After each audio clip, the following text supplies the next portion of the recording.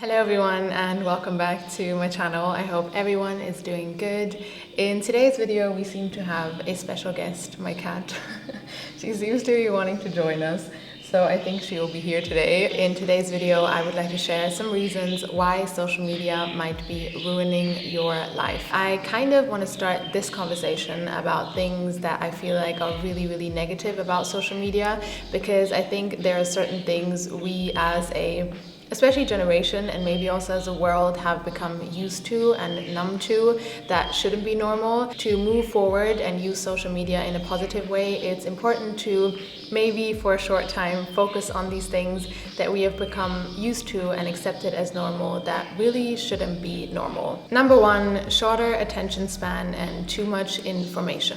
Social media is getting louder and faster by the day. You can see it when you observe TikTok, because that is the most fast-paced and loud app that we have ever had, and it's a new big thing. Everyone is using it and everyone is loving it. I had a time during quarantine when I was very bored, when I was on TikTok a lot, and after some time when I was using it too much, I realized that it was really affecting my attention span. Because of the amount of content that you're shown on there in such a short period of time, I felt like it affected how long I was really able to focus on anything, and that time became shorter and shorter by the day, because so many impressions in such a short period of time can become addictive and exciting, because you don't get a rush like that mostly in your everyday life, but that is not real life. For me, real life is being with my friends, having long conversations, having walks in nature, reading, journaling, listening to people.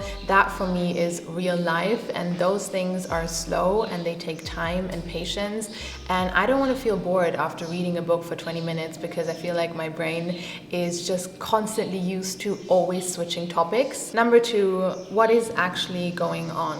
The people who are currently behind how social media is today and who are the minds behind it all aren't doing the things they are doing with the well-being of the people and the world in mind. Not at all. In the end, it is a business and it's about money. If you haven't seen the documentary The Social Dilemma, I highly recommend you go and watch it, because that's exactly what it's about. But in that documentary they have a quote where they say, if you are not paying for the product, you are the product. Your attention is the product that is being sold to advertisers. Social media is designed to be addicting because they want you to spend a maximum amount of time that you can on that app. So to use social media in a way of how it was designed to be used, without thinking twice yourself if that's actually how you want to use it, is pretty much just falling into that trap, and it is not good for anyone, especially not for you. Number three, our need for attention. When you are unhappy with yourself and with life, it can seem like outside validation is a remedy, because you start looking for this feeling of being liked and being seen by other people, and the more you get it, the more you crave it. The thing is, social media offers that opportunity for people so fast and so easy, because you can post a TikTok, you can post an Instagram photo and pretty much get attention and validation instantly. As one can see, more and more people are getting hooked on that, because more and more people are not only wanting to use social media but also to be on social media and present themselves on there. I don't think there is a problem with presenting yourself on social media and wanting to do that. I do that. I'm on YouTube and I'm also on Instagram, but I think it's important to question why we are doing that and what the intention is behind it. There is a great TED Talk by an actor who talks about how craving attention makes us less creative, and in the TED Talk he says, if your creativity is driven by desire to get attention, you are never going to be creatively fulfilled. Number four, separation. This kind of ties into my previous point, but our continuous addiction and desire for attention is making all of us extremely separated from each other. So you have all these thoughts focused on how you look, how you can be liked more, how you can be admired, but we kind of forget to look around and see what is actually happening around us. I think there's no problem with being focused on the external and even with how that makes you feel. I think that's very normal.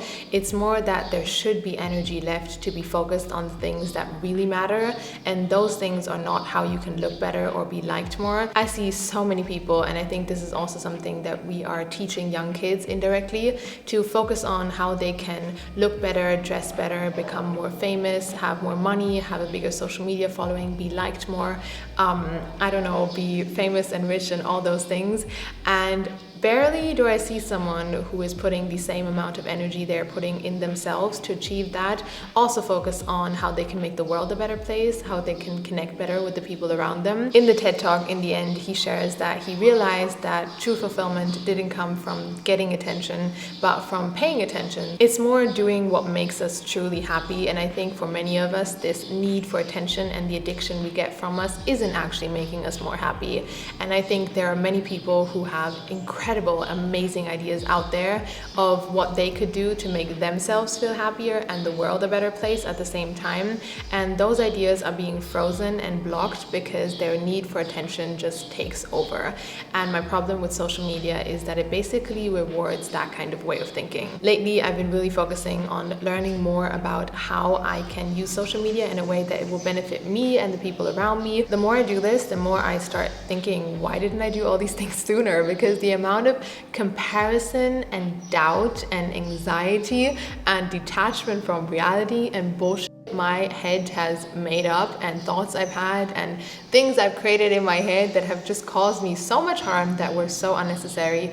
It's ridiculous. And because I've had so much bullshit in my head because of social media, I just always feel bad thinking about the young kids who are on social media now, way younger than I was on social media, and I just don't want them to experience the same thing. I know that's something I can't control, but I think if we all put an effort to change things, we can actually maybe make it easier for them and not harder than it was already for us. I would love to hear in the comments down below, what are some positive ways you've started to use social media? What are some Instagram pages or YouTube channels you can recommend to all of us to go and see and follow? And maybe what are some things that you decided to also cut out entirely? I personally have decided to cut out TikTok completely because I just feel like it messes with my brain and with my happiness and also with my ability to slow down and be in the moment, especially because of how fast-paced it is. I'm still on YouTube and Instagram, but I use those platforms very structured and in a focused way. I try, sometimes I fall back in the old shit, but I try my best. And then I've also started to read more because I feel like that helps me to slow down. And on YouTube, I've really been enjoying watching TED Talks, as I was talking about before, because there are so many interesting things out there and so many interesting people who talk about super cool topics and share information that is really fascinating. Anyways, that is all for today's video. I really hope that you enjoyed it. If you did, as always, make sure to give it a thumbs up and subscribe. Check out some other videos of mine if you want to. That helps me out a lot. And yeah, I think that's all from my side for today. Let me know in the comments down below about your social media usage and if you have any things or ideas or just things we can exchange about. Yeah, thank you so much. I hope everyone has a beautiful day or evening or night, and I hope to see you in my next video.